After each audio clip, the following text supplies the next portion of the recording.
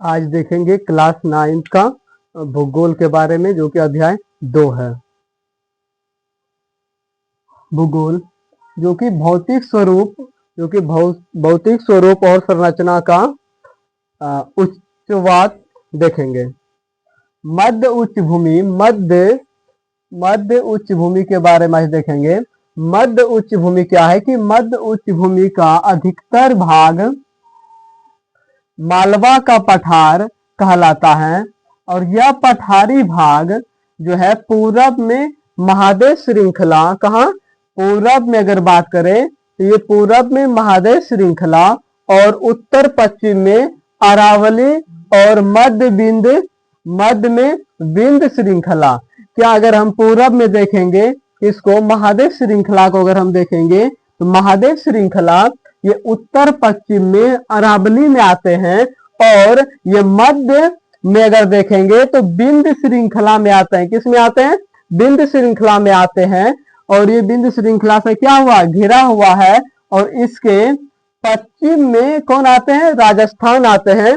पश्चिम में कौन आते हैं? राजस्थान। एक पॉइंट अगर हम बात देखें, अरावली राजस्थान में आते हैं, और कुछ भाग इसका मध्य प्रदेश में भी आते हैं, जो कि मध्य विंध्य श्रृंखला से घिरा हुआ।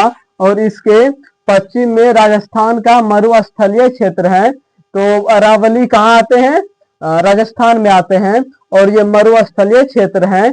और यहाँ बहने वाली जो नदियां हैं, मतलब पश्चिम की ओर अगर राजस्थान की ओर बहने वाली नदियां हैं, वो नदी है चंबल, सिंधु, बेतवा तथा केन है।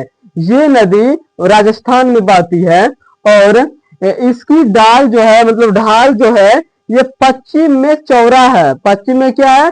चौड़ा है। और पूरब में त्रिकोण है। ठीक है, पूरब में क्या है? त्रिकोण, इसे सकरा टाइप के कहते हैं। ठीक है।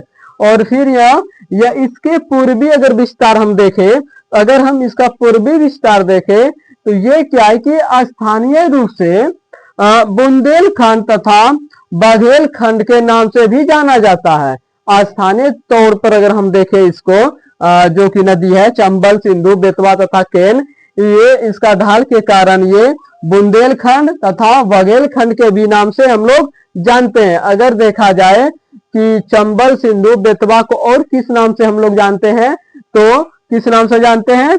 बुंदेलखंड तथा बाघेलखंड के नाम से जानते हैं।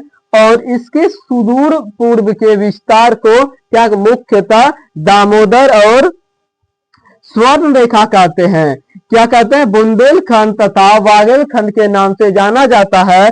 और इसके सुदूर पूर्व के विस्तार को क्या नाम? मुख्यतः दामोदर और स्वर्ण रेखा नदियों के द्वारा अपवाहित छोटा नागपुर का पठार भी कहा जाता है। अगर अपवाहित छोटा नागपुर का पठार किसे कहा जाता है, तो ये दामोदर और स्वर्ण रेखा को, दामोदर और स्वर्ण रेखा नदियों द्वारा अपवाहित ये छोटा नागपुर का पठार, जो कि पूर्णतः बुंदेलखंड तथा बाघेलखंड के रूप में भी जाना जाता है। किसको? चंबल, सिंधु और बेतवा को। इसके आगे भाग खो को अगले पाठ में देखेंगे।